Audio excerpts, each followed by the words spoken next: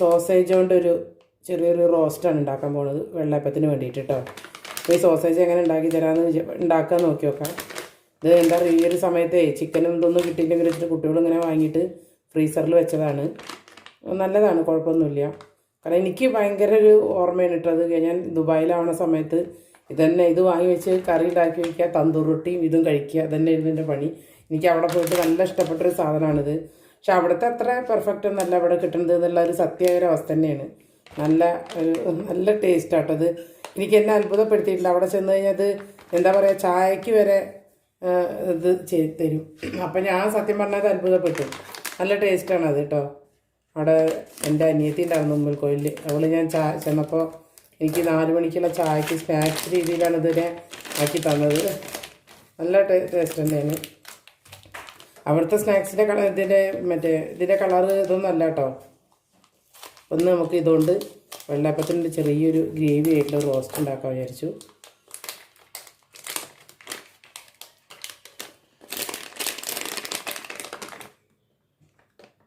കൊടുക്കണം.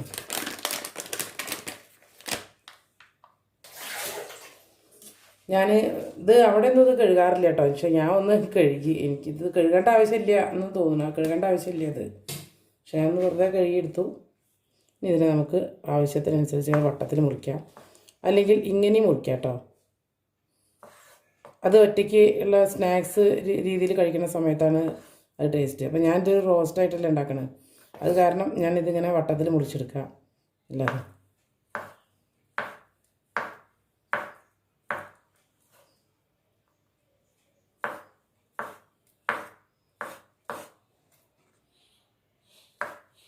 അപ്പോൾ നമ്മളിതെല്ലാം കട്ട് ചെയ്തെടുത്തിട്ടുണ്ട്. ഇത് ചിക്കൻ സോസേജാണ് കേട്ടോ. നമുക്കത് ഉണ്ടാക്കാം എങ്ങനെ നോക്കാം. അപ്പോൾ ഞാനൊരു പാൻ വെച്ചിട്ടുണ്ട്. ആദ്യം ഒരു സൺഫ്ലവർ ഓയിലാണ് ഇത് ഒഴിച്ചു കൊടുത്തു. ഏത് എണ്ണ വേണമെങ്കിലും ഒഴിച്ചു കൊടുക്കാം കേട്ടോ. ഇതൊരു കേരള ഡിഷൊന്നല്ലല്ലോ എന്നാലും ഞാനിങ്ങനെ ഇത് ഒഴിച്ചു കൊടുക്കാം. ആദ്യം നമ്മൾ ചെയ്യേണ്ടത് ഇതിൽ ഇട്ടിട്ടൊന്ന് വറുത്തെടുക്കുകയാണ്. അപ്പോൾ എണ്ണ നന്നായി ചൂടായിട്ടുണ്ട്. നമുക്കിതിലേക്ക് ഇട്ട് കൊടുക്കാം. ഇത് വെക്കാം. അതിങ്ങനെ ഒരു കൊള്ളം വയ്ക്കുക, ഇങ്ങനെ ഇളക്കി കൊടുക്കുക.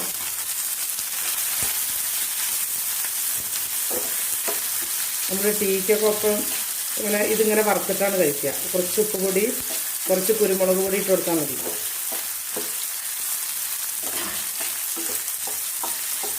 എന്നിട്ട് വെറുതെ കഴിക്കാട്ടോ. അത് വെറുതെ രാവിലത്തെ ബ്രേക്ക്ഫാസ്റ്റിനൊക്കെ തനിയെ അത് കഴിക്കുകയും ചെയ്യും. ഇങ്ങനെ വറുത്തെടുത്തിട്ട് നല്ല ടേസ്റ്റായിട്ടോ.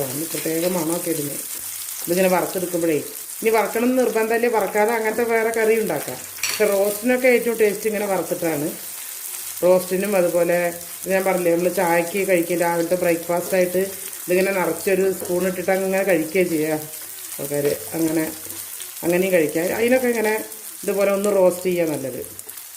പെട്ടെന്ന് സെക്കൻഡ് കൊണ്ടാവും കേട്ടോ. ഇത് പെട്ടെന്നായേ എന്താ, നമ്മൾ തനിയെ കഴിക്കുമ്പോഴാണ് ഇങ്ങനെ വലുതാക്കി മുറിച്ചിട്ട് കഴിക്കുക. നമ്മളിതൊരു കറി എന്താക്കാനാണല്ലോ, കുറച്ച് ഗ്രേവിയോട് കൂടി ഉണ്ടാക്കാനാണല്ലോ. അത് കാരണമാണ് ഇങ്ങനെ വട്ടത്തിൽ മുറിച്ചത്. എങ്ങനെ വേണമെങ്കിലും മുറിക്കാം കേട്ടോ. അങ്ങനെ കഴിക്കുന്നതിനും നമ്മൾ വട്ടത്തിൽ തന്നെ മുറിക്കാറ്, തനിയെ കഴിക്കണമെങ്കിലും.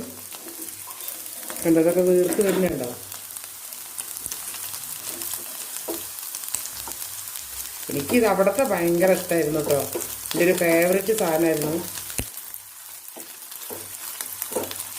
ഇവിടെ നമ്മൾ മീൻ വറുത്തതും ഒക്കെ കഴിക്കണ പോലെ എന്തിൻ്റെ ഉപയോഗത്തിനും സാധാരണ ഒരു കറി ഉണ്ടാക്കി അതിനിങ്ങനെ റോസ്റ്റ് ചെയ്ത് ചോറിനും ഒക്കെ ടേസ്റ്റ് തന്നെയാണ്. അധികം പലഹാരങ്ങൾക്കൊക്കെ റോസ്റ്റ് ചെയ്താൽ അതും ഭയങ്കര ടേസ്റ്റാണ്.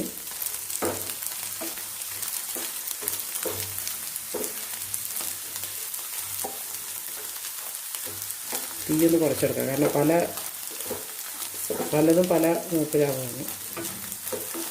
കണ്ടതിപ്പോൾ നന്നായി വീർത്ത് വന്നു. ഇനി ഇതിലങ്ങ് കുരുമുളക് പൊടി, കുറച്ച് ഉപ്പ് വിതറി കൊടുത്ത് അങ്ങനെ ട്രെയിലിട്ടിട്ട് സ്പൂൺ കൊണ്ടാണ് കഴിച്ചാൽ ഭയങ്കര ടേസ്റ്റാണ്. ഇപ്പോൾ ഇതായി. ഇനി ഞാനിതൊരു പാത്രത്തിലേക്ക് മാറ്റാം.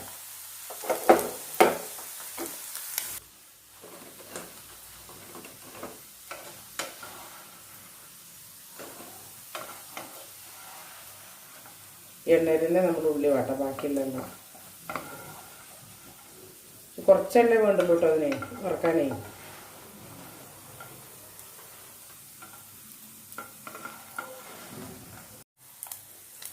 കാരണം മൂക്കാത്ത് നമുക്കൊന്നും കൂടി എനിക്ക് മാറ്റിയിട്ട് ഇങ്ങനെ കുറച്ച് വെച്ചൊന്ന് മറിച്ചൊക്കെ ഇട്ട് കൊടുക്കാം കേട്ടോ.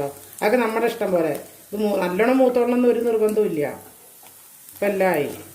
അല്ല വെറുതെ കഴിക്കുമ്പോഴത്തെ കാര്യമാണ് പറഞ്ഞത്. ഇനി നമ്മളിത് കറിയിൽ കിടന്നാലും ഒന്ന് വേവുമല്ലോ. ഇതൊന്ന് ചൂട് തട്ടിയ വേവണ ഒരു സാധനമാണ്. പക്ഷേ ഇപ്പം നമ്മളിത് റോസ്റ്റ് ചെയ്യുക എന്നുള്ളൊരൊറ്റ ഇതിന് വേണ്ടിയിട്ടാണ് ഇങ്ങനെ ചെയ്യുന്നത്. അപ്പോൾ മുഴുവൻ വേണമെന്നില്ല.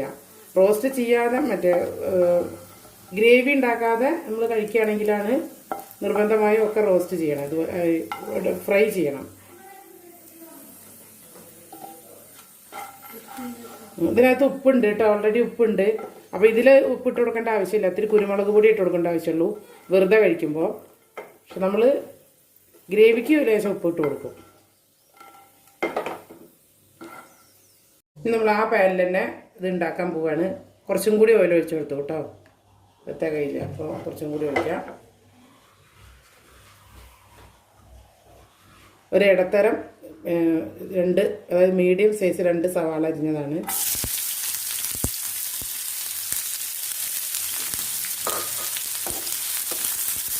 പിന്നെ നമ്മളിനിപ്പോൾ സാധാരണ റോസ്റ്റ് ഉണ്ടാക്കണ പോലത്തെ പ്രൊസീജിയർ തന്നെയാണ് ഇതിനൊക്കെ കേട്ടോ. തീ കുറയ്ക്കട്ടെ, കുറച്ച് ഉപ്പ് കൊടുക്കാം. ഉപ്പിട്ടൊന്ന് വേഗം വാടി കിട്ടല്ലോ. ഇത്തിരി ഉപ്പ് കൊടുക്കാം.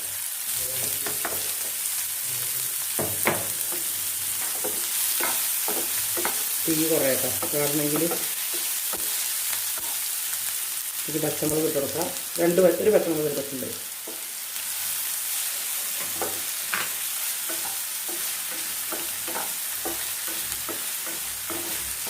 നന്നായി വാടട്ടെ. നമ്മുടെ ഉള്ളി വാടി വന്നിട്ടുണ്ട്.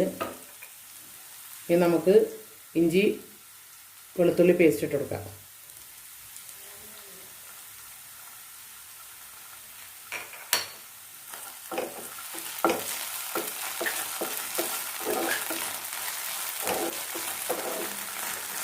ഇനി നമുക്കിതിന് ആവശ്യമുള്ള മസാലപ്പൊടികൾ ഇട്ട് കൊടുക്കാം കേട്ടോ. 1 സ്പൂൺ മല്ലിപ്പൊടി, 1.5 സ്പൂൺ ഇട്ടിട്ടുണ്ട്. പിന്നെ 1/2 സ്പൂൺ മുളക് പൊടി. കാരണം നമ്മൾ കുരുമുളകും കൂടി വരുന്നുണ്ട്, അതുകൊണ്ടാണ് കേട്ടോ. 1/2 സ്പൂണ് കാശ്മീരി മുളക് പൊടി.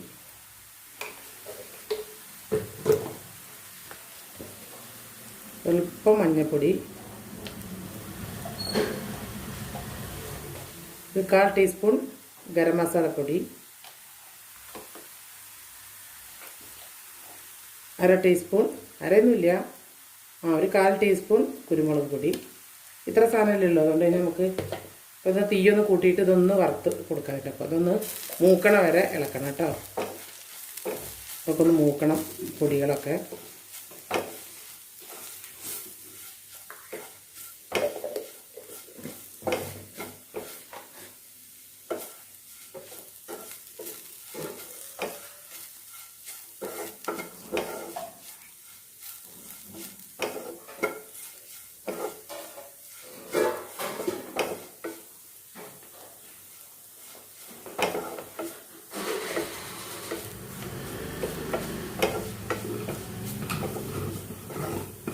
വേപ്പില കൊണ്ടുപോയിട്ട് വേപ്പില ഇട്ട് കൊടുത്താൽ ടേസ്റ്റാണ്.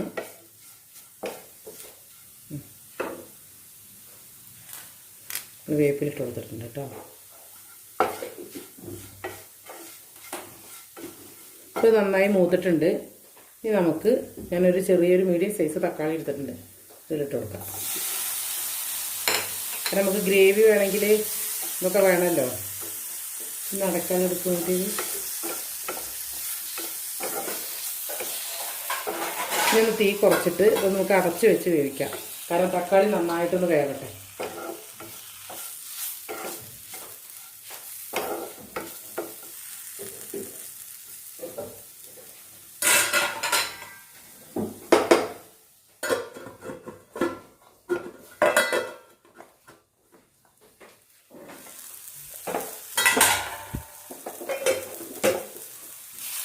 അപ്പോൾ ഇതിൽ കുറച്ച് വെള്ളം ഒഴിച്ച് കൊടുക്കാം.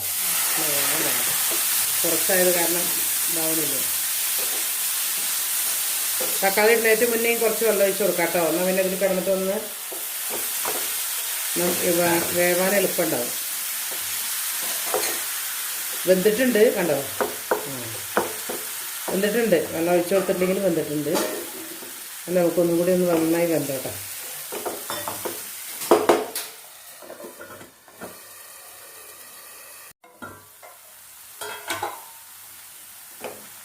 തക്കാളിയൊക്കെ നന്നായി വെന്തു.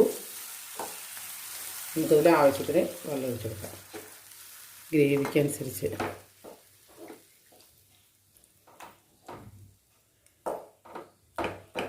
തക്കാളി ഒരു ഇതില്ല എവിടെയാണ്. ഇത്രയും കൂടി വെള്ളം ഒഴിച്ച് കൊടുക്കാം. നന്നായി തിളച്ച് നിന്ന് കുറുകട്ടെ. ഒക്കെ നോക്കാം. സ്വല്പം വേണം.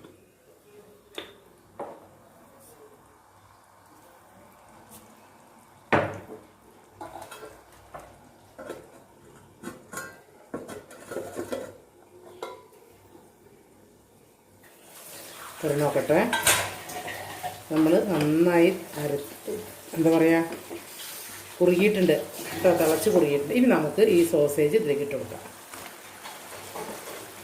ഇതിൽ കിടന്നിട്ട് ഒന്ന് തീ മീഡിയം ഇതിലിട്ട് കൊടുത്തിട്ട് ഇങ്ങനെ ഗ്രേവിയാക്കാം.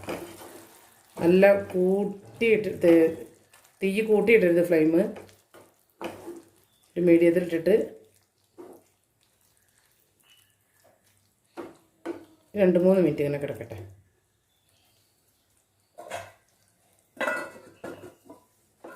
ഞാൻ നേരത്തെ മറന്നു പോയിട്ടോ, ഇതിലൊരു പിഞ്ച് പഞ്ചസാര ഇട്ട് കൊടുക്കണ്ടേ. അതിനൊരു ടേസ്റ്റാണ്. കാരണം എല്ലാ കുരുമുളകും എരിവും എല്ലാം ഉണ്ടല്ലോ അതിനകത്ത്.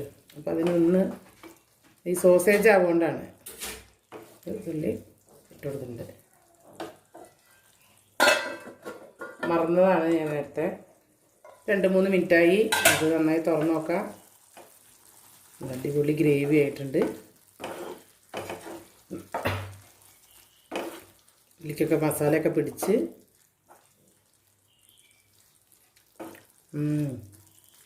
നമുക്ക് ഓഫാക്കി. അപ്പോൾ നമ്മുടെ സോസേജ് റോസ്റ്റ് റെഡി.